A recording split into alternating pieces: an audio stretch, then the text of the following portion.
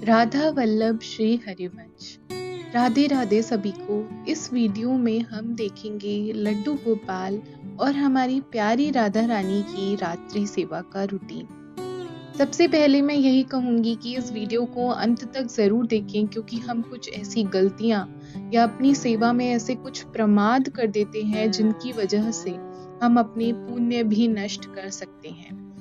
यह वीडियो में जो भी सेवा मैं कर रही हूँ, मैंने ज्यादातर चीजें प्रेमानंद जी महाराज के मुख से सुनी है और मैं उन्हें ही फॉलो करती हूँ। तो रात्रि सेवा शुरू करते हैं। सबसे पहले मैं अपनी राधा रानी व ठाकुर जी को दूध का भोग लगाती हूँ। सोने से पहले आप ठाकुर जी को दूध का भोग लगाएं।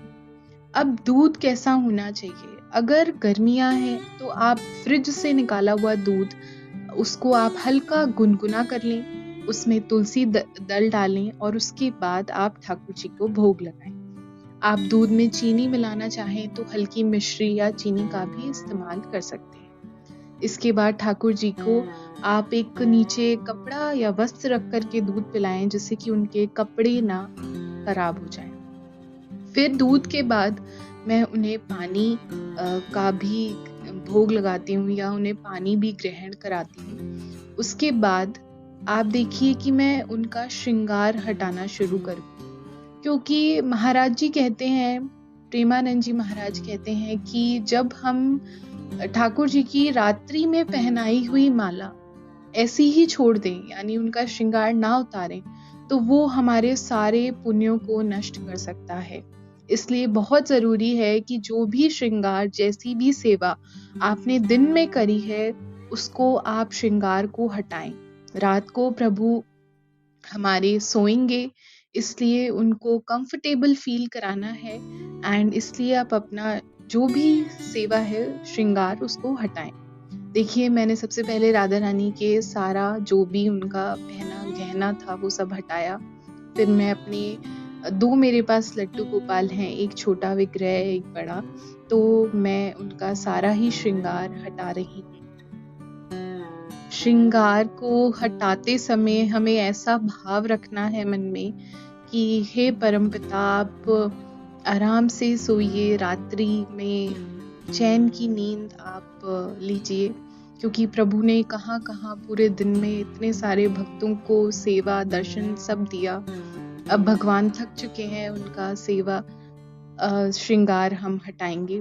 राधा रानी को मैंने कंफर्टेबल क्लोथ्स में पहना दिए हैं, और ये छोटे छोटे कपड़े लड्डू गोपाल व राधा रानी के मेरी माता जी वृंदावन से लेके आई थी।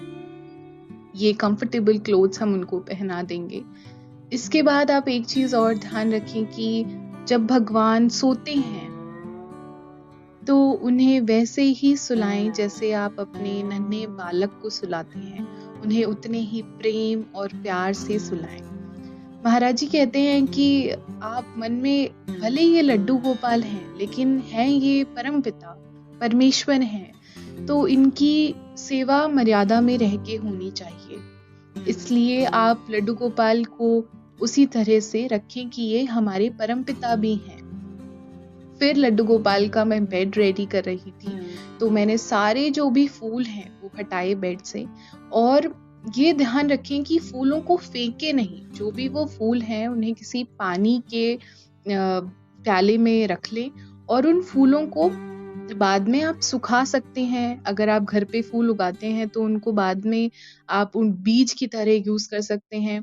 अदरवाइज आप उस पानी को तुलसी जी में डाल दीजिए और फिर उन फूलों को डिस्कार्ड करिए, क्योंकि भगवान के श्री अंगों का जो स्पर्श है, भगवान के श्री अंग का जो स्पर्श है, वो अब उन फूलों से जा चुका है जब आप उन्हें पानी में रख देते हैं। तो फिर आप उन फूलों को कहीं डिस्कार्ड कर सकते हैं, लेकिन ध्यान रहे कि उस पानी को हम तुलसी जी में ही विसर्जित करें। इसके बाद मैं अपने तीनों लालाओं को, अपनी राधा रानी को सुलाती हूँ प्रेम पूर्वक, और फिर उन्हें थोड़ा सा प्यार से थपकी मैं उन्हें दे रही हूँ। अभी क्योंकि गर्मियां हैं तो मैं अपने प्रभु को ज्यादा मोटी कवरेज नहीं देती हूँ, शॉल या चद्दर की। फिर मैं उन्हें बस एक पतला सा हल्का सा चद्दर उड़ा देती हूँ, क्योंकि अभी गर्मियां हैं, प्रभु को भी गर्मी लगती है। इत्र सेवा करेंगे रात्रि की। मैंने चंदन और मोगरे का इत्र का इस्तेमाल किया, क्योंकि अलग अलग ऋतु के हिसाब से हम अलग अलग इत्र भी भगवान को लगाते हैं। चंदन जो है वो भगवान का प्रिय है और ठंडक भी देता है। इसके बाद भगवान की छोटी सी गैया को उनके चरणों में ही सुला दिया। देखिए हमारे प्रभु की रात्रि हो गई। हल्की लाइट अब ऑन कर दें और उसके बाद प्रभु को सुला दीजिए। राधे राधे।